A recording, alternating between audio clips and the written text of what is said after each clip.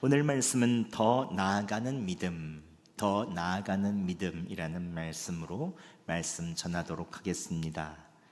오늘 말씀 들으시며 또 하나님께서 주시는 마음의 음성을 통하여 하나님께서 믿음 주시고 또 여러분의 있는 마음을 위로하여 주시기를 예수 그리스도의 이름으로 축원합니다. 사도행전 13장부터 사도 바울의 1차 선교여행 여정이 시작됩니다. 2주 전의 말씀을 전할 때 기억하시나요? 바울과 바나바는 안디옥 교회에 파송을 받고 구브로 섬에 도착했습니다.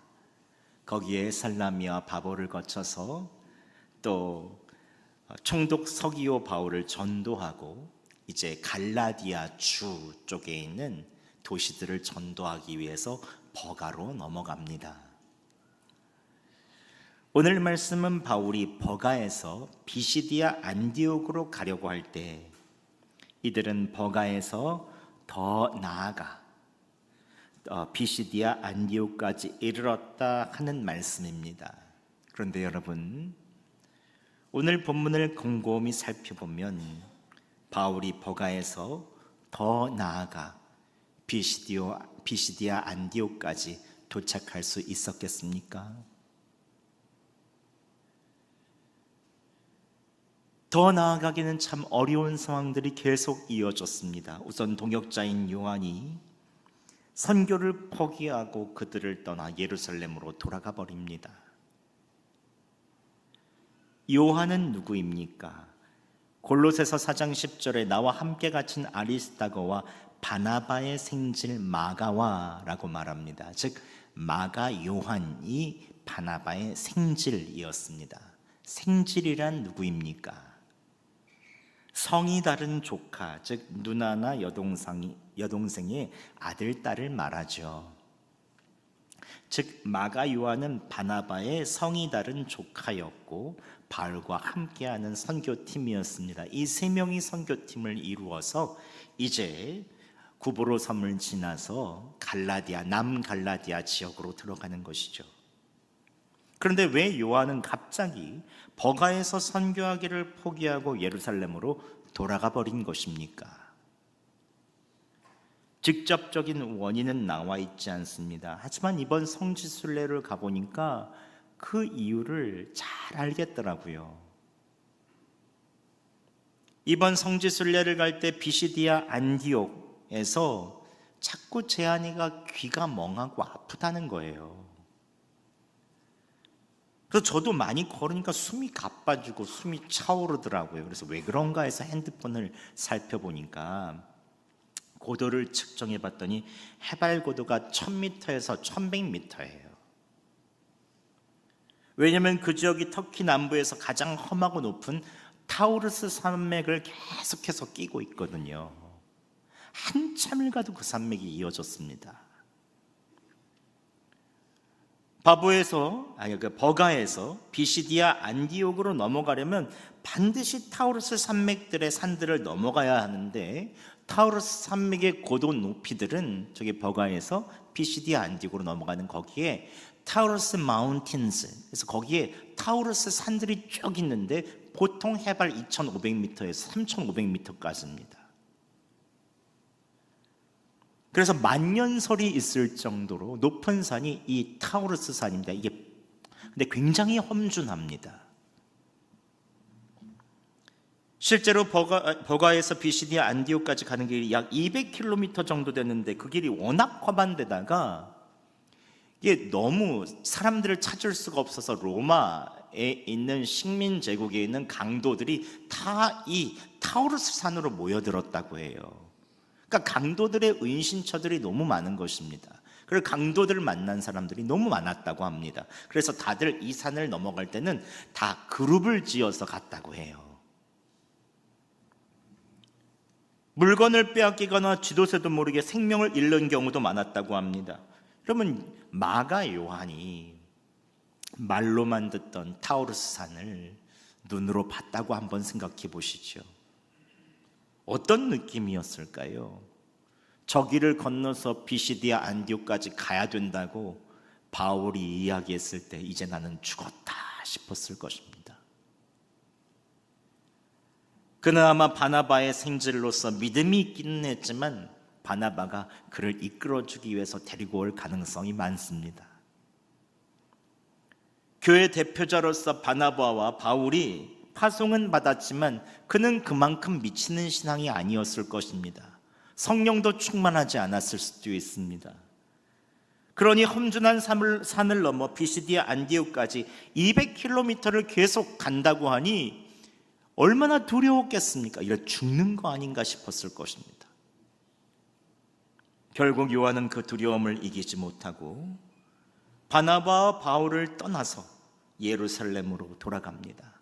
아마 바울은 많이 만류했을 것입니다. 우리 조금만 더 참고 함께 가보자. 번면하며 기도도 해줬을 것입니다. 하지만 요한의 두려움과 굳어진 마음에는 어떤 이야기도 통하지 않았습니다. 요한은 더 나가지 못하고 예루살렘으로 돌아가죠. 선교를 포기합니다. 그런데 문제는 이 이후에 바울의 선교 여정이 많이 지장을 받았을 것입니다. 이제 비시디아 안디옥까지 험준한 산맥을 넘으려면 그동안 가지고 있던 음식, 물, 의복, 간이용 텐트까지 짐이 상당히 많았을 텐데 한 사람이 빠진다고 생각해 보시죠. 세 사람이 들어야 될 짐을 두 사람이 이제 들고 가야 합니다. 험준한 산길에 큰 짐을 지는 것과 짐을 나눠지는 것은 차원이 다르죠.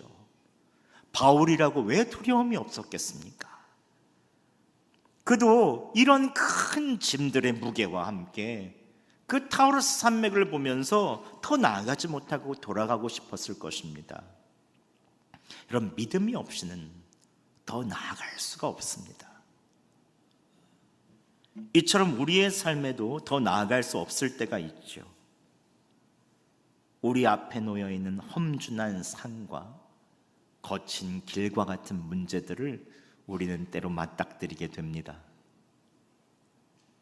무거운 질병의 짐, 사람의 힘으로 어떻게 할 수 없는 질병의 짐이 나에게 올 때, 재정의 짐, 사업을 하는데도 더 이상 돈 나올 구멍은 없고 자녀들을 양육할 때도 더 이상 뭔가 나올 구멍이 없을 때, 직장에서의 업무의 짐, 육아의 짐을 지기도 하고 믿었던 사람들이 떠나가기도 하는 배신감을 우리는 겪기도 합니다.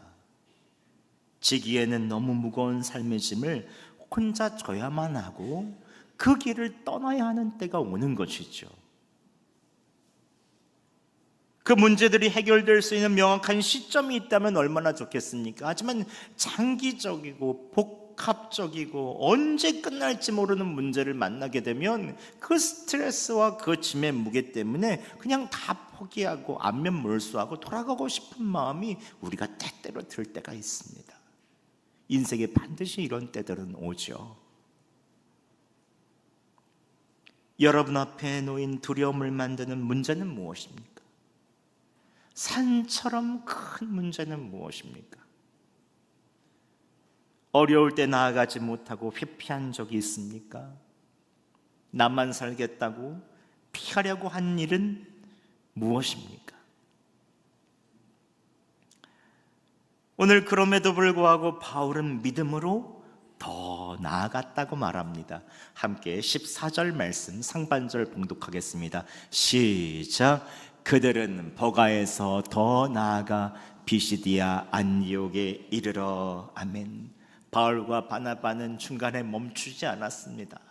돌아가지도 않았습니다. 험난하고 먼 길, 고된 길이지만 믿음으로 나아갔습니다. 무거운 짐을 들고 험준한 타우루스 산을 넘어 한 걸음 한 걸음 더 나아가자, 더 나아가자 해서 결국 비시디아 안디옥에 도착했습니다. 이것은 다른 말로 하면 어떻게 말할 수 있겠습니까?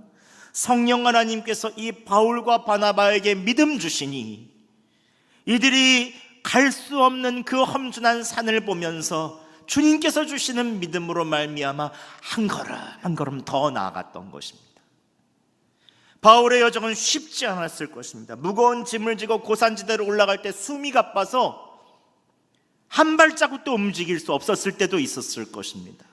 만년선을 지날 땐 갑자기 온 추위로 인해서 손과 발이 시려서 동상에 걸릴 것 같은 그런 마음도 들었을 것입니다. 고산병이 찾아왔을 때는 숨이 쉬지 못해서 한참을 진정하고 가만히 숨을 고르고 있어야만 되었겠죠. 고린도 후서에는 선교의 과정마다 사도 바울이 겪어야만 했던 거친 여정들을 기록합니다. 함께 고린도 후서 11장 27절 말씀 봉독해 보겠습니다. 시작. 수고하고 애쓰고 여러 번 자지 못하고 줄이고 목마르고 여러 번 굶고 춥고 헐벗었노라. 아멘. 어떻게 보면 이러한 사도 바울의 고백은 우리의 인생길과 비슷하죠. 그럼에도 불구하고 성령 하나님께서는 믿음으로 그가 더 나아가게 하십니다. 믿음으로 한 걸음 한 걸음 더 나아간 결과 도착해서 피시디아 안디옥에서 예수 그리스도를 증거할 수 있었죠. 그렇다면 왜 성령 하나님께서는 이들이 믿음으로 더 나아가게 하시는 것입니까? 중간에 포기하면 안 됩니까? 돌아가면 안 되는 것입니까? 왜 이렇게 험한 길, 도와주는 동역자도 떠나가게 하시고 무거운 짐을 지고 선교의 길을 가게 하시는 것일까요? 사도행전 9장 12절에 예수님께서 아나니아에게 사도 바울에게 이렇게 전하라고 말합니다. 주께서 이르시되 가라. 이 사람은 내 이름을 이방인과 임금들과 이스라엘 자손들에게 전하기 위해 택한 나의 그릇이라 라고 말씀하십니다. 즉 하나님께서는 그를 위대한 이방인의 사도로 만들어주고 싶으셨습니다. 위대한 이방인의 사도는 큰 일을 성취하는 사람이 아닙니다. 예수 그리스도의 이름을 전하기 위하여 오늘 믿음으로 한 걸음 한 걸음 걸어나가는 그 사람을 말하는 것이죠. 때로는 험한 길, 남들이 떠나가도 알아주지 않는 고난의 길을 걷지만 좀 더 나가보자, 좀 더 나가보자, 다시 한번 마음을 고쳐먹고 다시 한번 마음을 회개하고 그 길을 가는 것, 이게 바로 위대한 선교자인 것이죠. 그 믿음을 삶과 입술로 증거하는 사람입니다. 성령 하나님께서는 그 믿음의 걸음을 귀하게 여기시죠. 우리는 겉으로 보는 사도 바울에 있어서는 많은 행적과 많은 결과에 주목합니다. 하지만 사도 바울에 있는 고백은 매 순간순간 믿음의 결단이었다고 말합니다. 나는 날마다 죽노라. 조금만 더 가는 인생의 걸음 속에서 하나님은 그를 위대한 이방인의 사도로 만들어 주시는 것입니다. 성령 하나님께서는 오늘날을 사는 우리들도 위대한 그리스도인으로 만들어주기 원하시죠. 위대한 그리스도인은 위대한 업적이나 놀랄만한 성과를 만드는 사람이 아닙니다. 삶의 짐이 무거워서 지치고 더 이상 나아갈 수 없을 때 예수님을 바라보며 오늘도 한 걸음 더 나아가는 믿음의 사람을 말하죠. 믿었던 사람들이 내 곁을 떠나가 힘이 빠지고 주저앉고 싶을 때마다 앞에 험준한 큰 산들이 다시 또 보여서 그거를 넘어가야 되는 그런 어려움이 있을 때마다 믿음으로 오늘만 가보자, 성령 하나님께서 주는 믿음으로 결단하며 나아가는 사람을 말합니다. 이것이 참 그리스도인이죠. 여러분, 그리스도인은 완벽한 사람이 아닙니다. 완전한 사람이 아닙니다. 부족하지만 믿음으로 한 걸음 더 나아가는 사람입니다. 세상의 많은 사람들은 내 힘으로 벅차거나 나에게 이득이 되지 않으면 쉽게 안면몰수하고 떠나버립니다. 하지만 믿음의 사람들은 예수 그리스도를 바라보며 끝까지 인내하며 한 걸음을 더 걸어 나가죠. 결국 성령 하나님께서는 그 믿음의 걸음 위에 우리를 사용하시기에 가장 아름다운 그릇으로 빚어주시고 온유한 마음, 겸손한 마음, 세상의 인생에 대하여 다시 한번 생각해보며 주님을 붙잡는 믿음을 회복할 수 있는 기회를 허락하여 주시는 것입니다. 여러분, 믿음이란 더 나아가는 것입니다. 험난하고 어려운 일이 있더라도 오늘을 살며 한 걸음 더 나아가는 것입니다. 훗날 믿음이 부족하여 돌아갔던 마가 요한을 성령 하나님께서는 어떻게 사용하십니까? 마가 요한은 자신의 믿음 없음을 회개했던 것 같습니다. 용기를 내서 2차 선교 여행 때 바울에게 가서 그 팀에 합류하겠다고 말합니다. 바울은 근데 매몰차게 거절합니다. 1차 선교 여행 때 돌아갔던 너를 내가 어떻게 믿고 갈 수 있겠느냐, 또다시 그런 일이 일어나면 어떡하겠느냐. 마가 요한은 이 일로 인해 자존심도 상하고 많이 힘들었을 것입니다. 이 일로 인해 또 자신이 있는 삼촌인 바나바와 바울이 대판 싸웁니다. 그래서 결국 갈라질 정도로 싸우죠. 바나바는 이 마가 요한과 떠나고 바울은 실라와 떠나죠. 그런데 마가 요한은 이번에는 포기하지 않고 바나바와 함께 끝까지 복음의 길을 갔던 모양입니다. 하나님께서 그의 믿음을 귀히 여기셨어요. 훗날 사도 바울이 그를 귀히 여기며 디모데에게 그의 있는 생명이 다하는 마지막 때에 디모데에게 이렇게 요청을 합니다. 디모데후서 4장 11절에 내가 올 때 마가를 데리고 오라. 그가 나의 일에 유익하니라 라고 말합니다. 즉 마가 요한도 믿음으로 더 나아감으로 결국 인정받는 귀한 그리스도인이 되었죠. 심지어 훗날 그는 이방인들을 위한 복음서인 예수 그리스도의 행적을 기록한 마가복음을 기록합니다. 이런 믿음이란 무엇이라고 생각하십니까? 믿음은 조금 더 나아가는 것입니다. 그 길이 비록 험하고 사람들이 외면하고 떠날지라도 성령 하나님께 나의 하루를 맡기고 한 걸음 더 나아가는 것, 이게 바로 믿음이죠. 바울은 믿음으로 조금 더 나아갔습니다. 결국 비시디아 안디옥에 이르러 귀한 예수 그리스도의 증인이 될 수 있었죠. 훗날 돌아갔던 마가 요한도 회개하며 믿음으로 더 나아간 것을 볼 수 있습니다. 그는 예수님의 행적을 이방인에게 전하는 마가복음서를 기록하는 제자로 사용되죠. 여러분은 오늘 믿음으로 조금만 더 나아가시기 바랍니다. 주저앉고 포기하고 싶고 머물러 싶어도 조금 더 나아가 보세요. 그 발걸음 위에 하나님께서 축복하여 주시고 새 힘을 더하여 주실 것입니다. 사람들은 그 모든 발걸음을 끝만 결과만 보겠죠. 하지만 하나님께서는 그 모든 과정과 여러분의 믿음의 결단을 봐주십니다. 그렇다면 우리가 더 나아가는 믿음을 가지기 위해서는 어떻게 해야 될까요? 첫 번째, 더 나아가는 믿음을 가지기 위해서 예수의 마음을 품으셔야 합니다. 사도 바울은 보가에서 비시디아 안디옥까지 오는 길에 마음이 복잡했을 것입니다. 갑자기 떠나버린 마가 요한에 대한 배신감이 가득, 실망감이 가득 있었고, 마가 요한까지 데리고 온 바나바에 대한 원망의 마음들로 마음이 쉴 수 없었을 것입니다.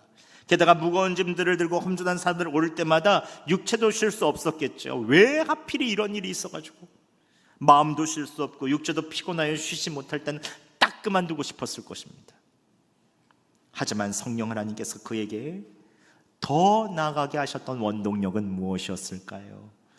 고린도서 12장 10절에 그의 고난에 있는 고난을 넘어설 수 있는 이유를 이야기합니다. 함께 저희가 봉독해 보겠습니다. 시작.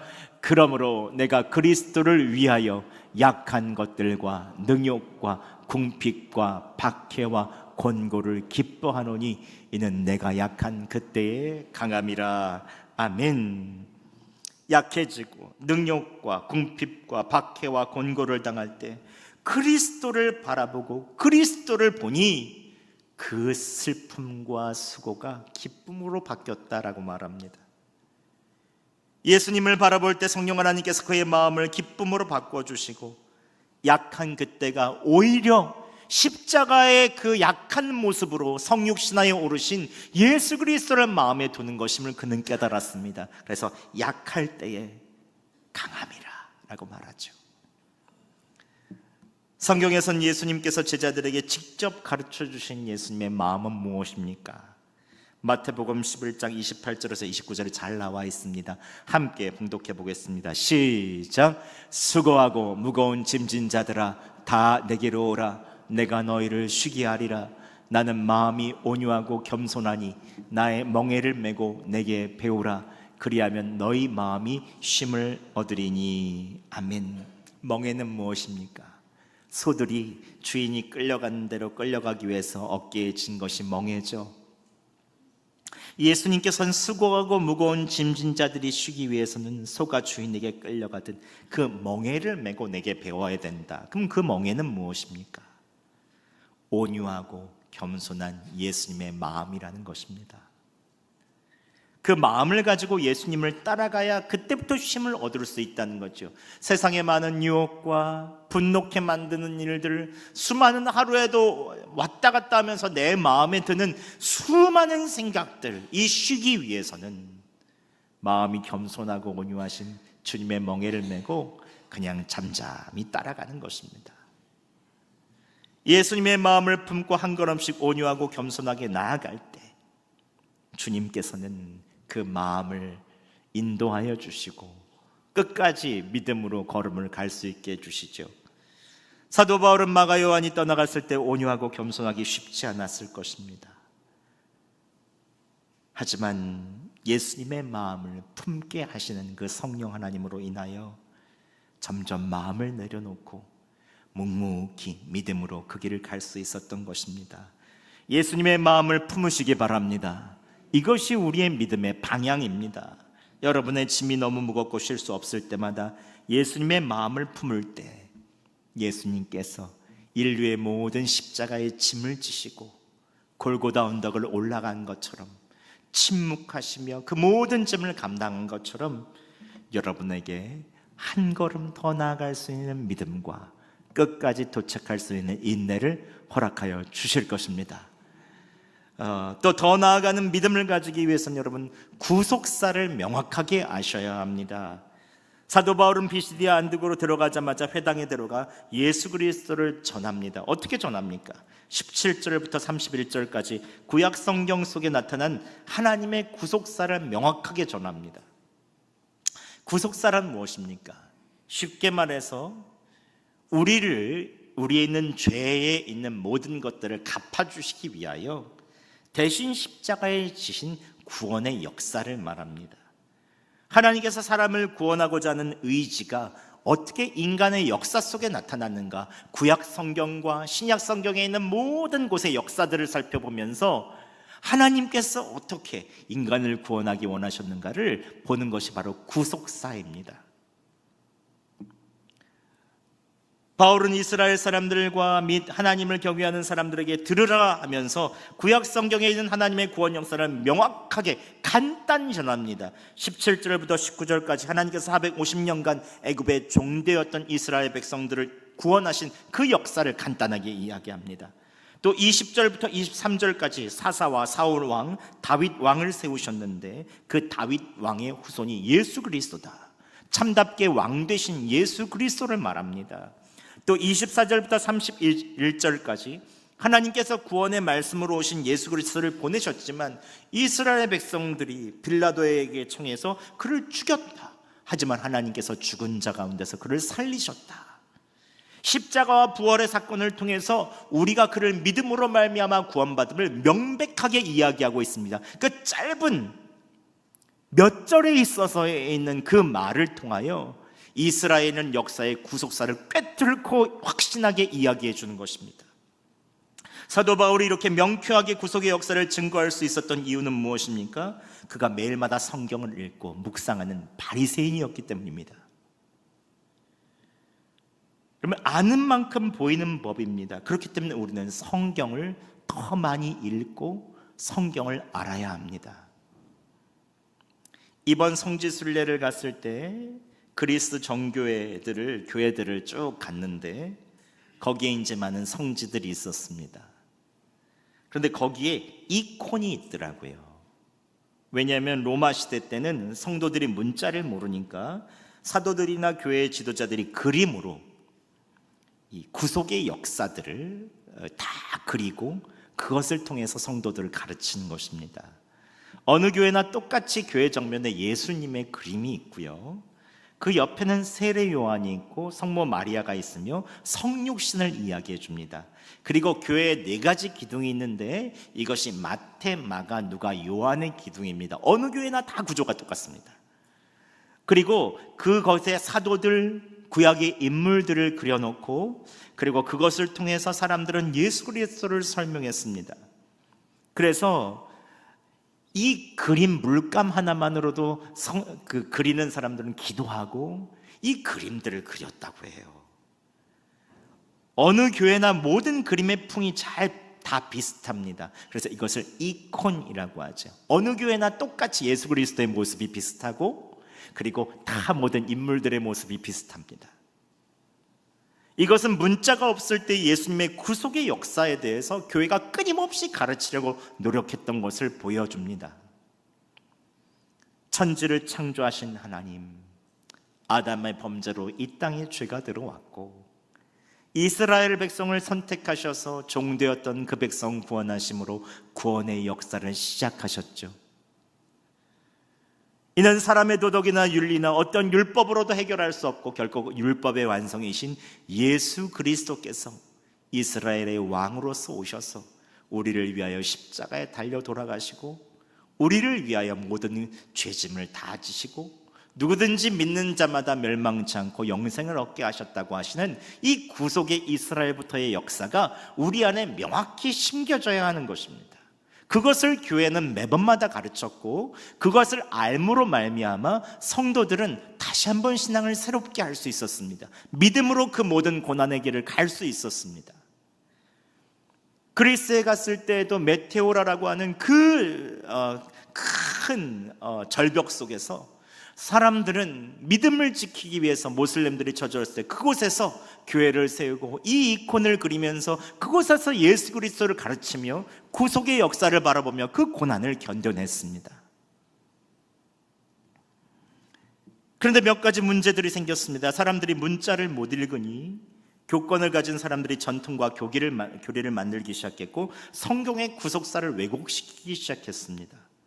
심지어 돈을 내면 연옥에 있는 사람들의 죄까지 사해져서 별이 면해진다는 면벌부까지 만들어냈습니다.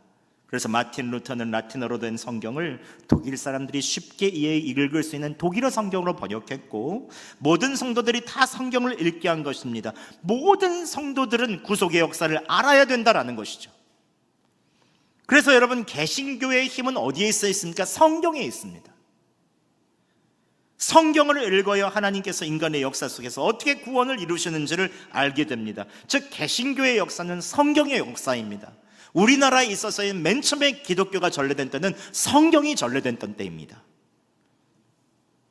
우리는 성경을 통해서 예수 그리스도께서 우리를 위해 십자가에 달려 돌아가시고 부활하심을 알게 되죠.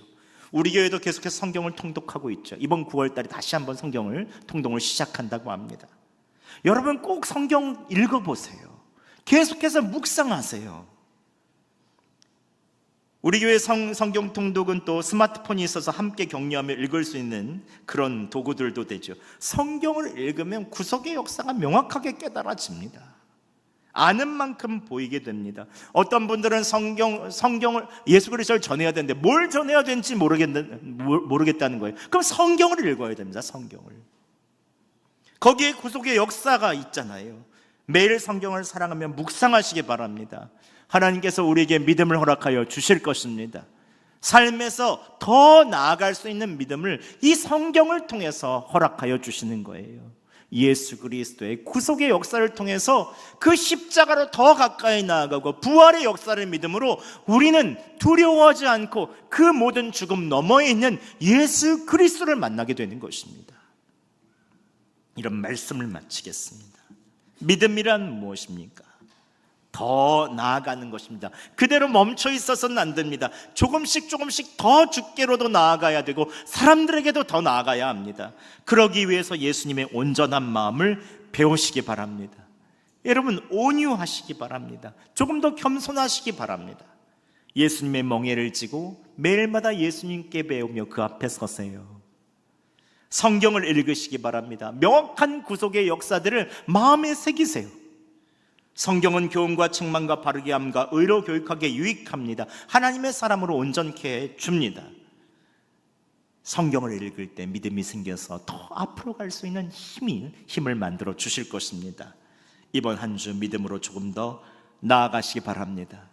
그리스도의 마음을 품고 성경에 있는 원리대로 살며 하나님의 그릇으로 쓰여진 여러분 되시기를 예수 그리스도의 이름으로 축원합니다. 아멘.